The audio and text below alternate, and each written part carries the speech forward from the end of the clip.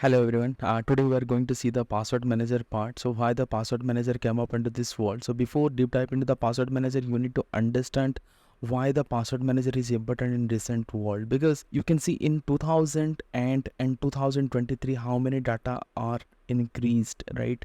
So in 2000 there are 394 million active internet users were there, and in 2023 you can see 7327 active internet users are there. So it means it is a huge increase. You can see 1761 percentage of growth in the internet users. So if the internet users are increasing, then there are more likely to user compromise in the recent world, right? So this is what it is happening. Consider in real time scenario, consider there is a user, so he has two faces, right? So one will be his personal place, and another will be his working professional, right? So in the personal, so they are using like your Gmail, your Amazon, your Netflix, and so on and so forth applications are there. But whenever they are talking about the corporate, like their Outlook, their office applications, their BAU activity, business as usual applications, so there are plenty number of accounts they are using it, right?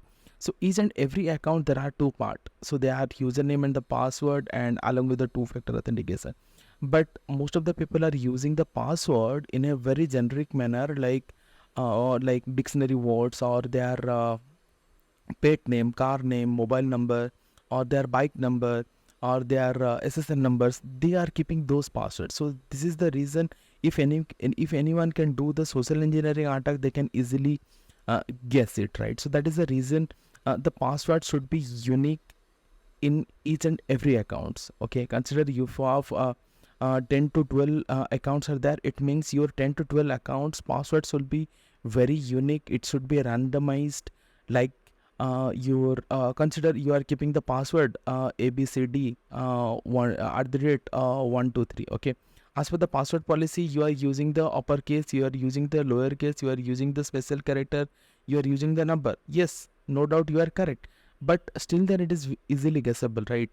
So for that, what the password manager is doing it, so they will do, instead of that one, they will use, consider caps z and small a hash, then consider at the rate 1, again uppercase a, then lowercase g. So it is harder to guess it, right? So here they are using uppercase, lowercase, special character, numeric, everything. Here also you are using the same. But if you can compare, this is easily guessable, this is not easily guessable, which is created by the password manager, right? So this is the reason they are coming up this solution to create randomized password for each and every account, and it should be unique for different users, for different your applications, right? So in the next slide you can see, consider I am taking total 11 number of users are there. Okay, 11 number of accounts. Each user has 11 accounts. In the sense, consider Gmail, Amazon, Netflix, any of the OTT platform or whatsoever. Okay, consider they are using the 11 accounts. This is a standard number. I have considered it here. You can see in the total world 80,597 million accounts are there, right? It means there are 80,000 million accounts, username and passwords are there, but we don't know what is the password. Okay, so here the password manager is telling that your password should be unique from all the 11 different accounts, and you no need to remember each and every account's password, but you need to remember only one password, that is your master password.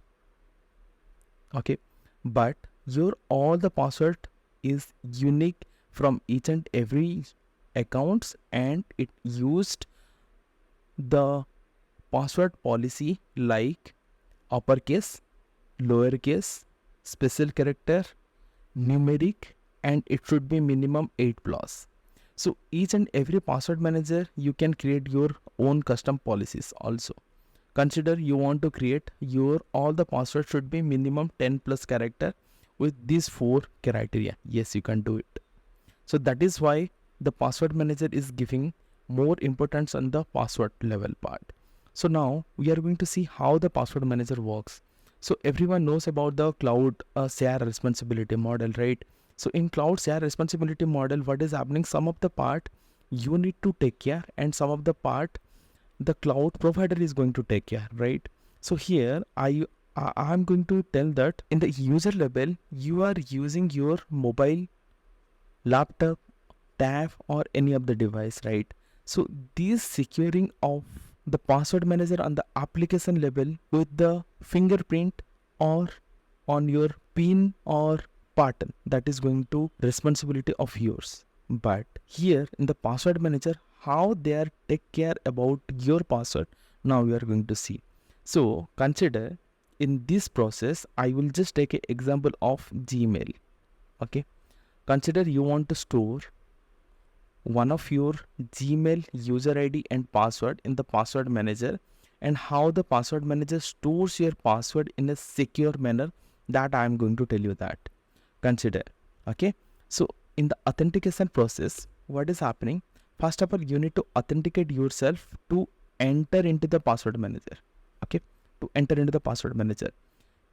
So to enter into the password manager, you should remember the username of the password manager and the password to enter into the password manager, that you need to understand, or that you need to remember. Along with, you need to enable the two-factor authentication. Consider you want to go through any kind of MFA. It may be your OTP based, it may be your authentication or authenticator application based, or whatsoever. Okay, it depends on your usability, so you can secure the password. So this is your authentication level of the password manager. Okay, now you authenticated, now you are entering into the password manager. Okay, let us consider Gmail password, you are going to store it. So before storing these things, one thing you need to remember, if you are going to Gmail, you need to enter the URL here. Okay, URL in the sense, consider your Gmail account login page is account.google.com, right? That domain name, you need to enter it here. This is your URL. Then you need to enter the username. Consider your username is abc@gmail.com. Okay, now you set your username and the password. What will happen? Once you will click, automatically it will ask to generate a password, randomized password based on your policy. Consider you are giving it, your password should be minimum 2 uppercase, 1 lowercase, 3 special character, and 4 numeric. Based on that, and your minimum character will be, consider it is telling that 12 plus. Okay, 12 plus character it should be there. Yes, it will generate a password and it will store it over here. So now the password is generated, right? Your URL is done, your username is done, and your password is done. Now how the password manager will store this password, because this password is known to you, but you need to see how the password manager save that password. So what he will do, he will add the master password in the sense, what is your password to enter into the password manager, that he will add, and it will create a hash value. Okay, consider in this policy, consider the password is uppercase A, lowercase z, special character hash, $2 and 9. Okay, again another lowercase g. Now what will happen, he will add this master password, which is, you have given that password to enter into the password manager. Consider your master password is capital P, special character @ consider 9, and lowercase g, and again lowercase g. Okay, so now it will add these two things and it will create a hash value. Okay, so that hash value algorithm, mostly people are using AES algorithm, right? So in AES algorithm, most of the password manager are, they are using 256, AES 256, right? So now the password is encrypted. Okay. Now consider this hash value it is created, right? So this hash value is going to travel over the internet to the password manager. Okay. It got created here in this point. Now this hash values, it can store either local system or in your cloud environment. So in most of the password manager, they are giving on-prem solution as well as the cloud solution. Now we are going to see in the local storage, it is going to store in the form of the hash value what we have created earlier. Okay, consider this is the hash value it is created. Okay, this hash value is created here. So this hash value is going to store it in the local system. Okay, on top of that, if any of the password manager they want to create another level of encryption to store it locally, they can use it. But now we'll see the cloud part. Okay, so now that hash value it will come to the cloud part, and here you can use it through any of the website or any of the browser extension. You can use it, but somewhere they are storing it, right? Consider this is their database. Okay, now in this database they are using this algorithm, this encryption algorithm. So what will happen in this algorithm, this hash value they are going to create another layer of encryption to store it. The encryption algorithm called PBKDF2. So it means what is happening, consider this is a hash value, they need to encrypt again on top of this hash value, again they will encrypt, again on top of this hash value, again they will encrypt, again they will encrypt, so on and so forth based on this algorithm. Consider in this algorithm they are telling that I need to hash it 1000 times. Yes, it is possible. In this algorithm they are telling that no, I will use 10,000 times to hash it, to store it in locally.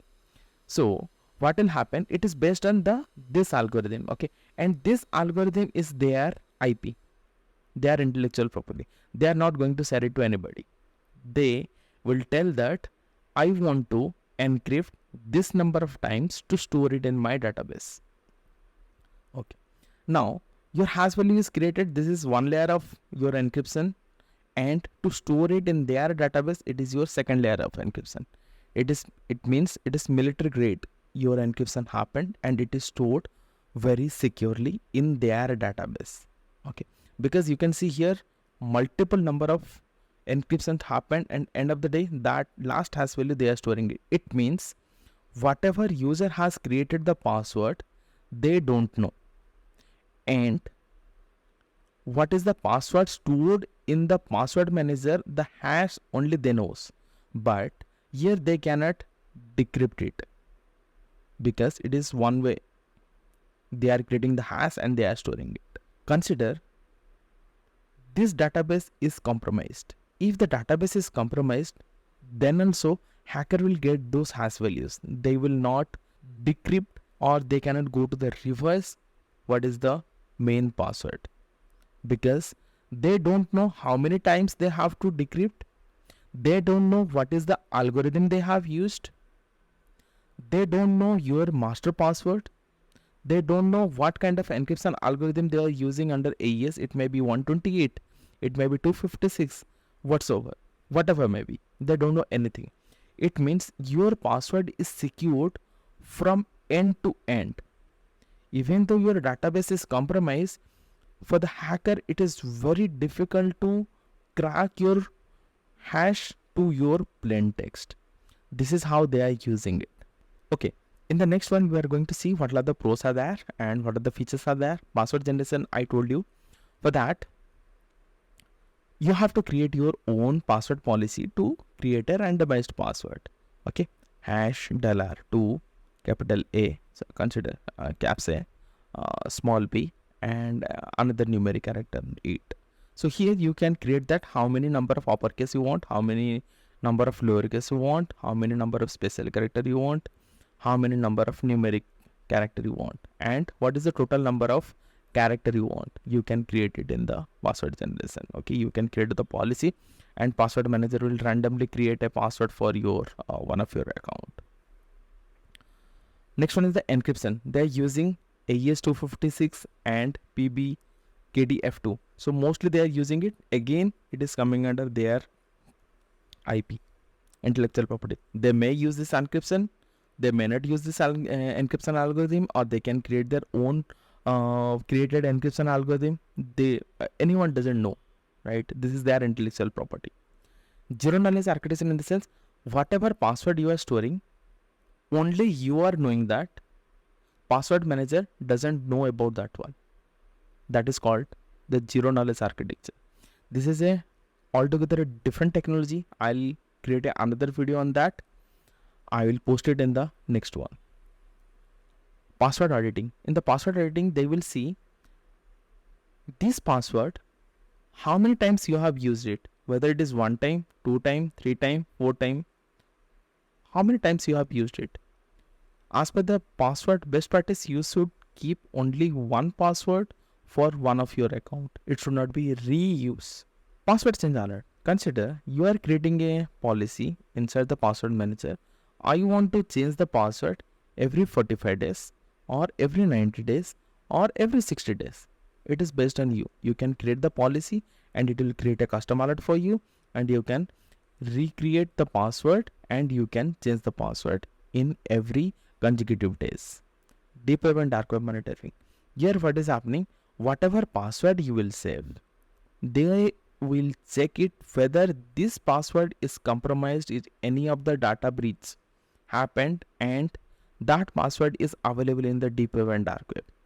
If they will see this password is compromised in the dark web, immediately they will alert you to change the password.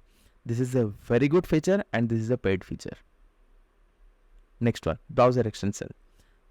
In each and every application, you are not going to install the application on the locally system. Okay, you just need to add the extension into the browser. Automatically it will create the password, generate the password, autofill the password, each and everything it will work for you.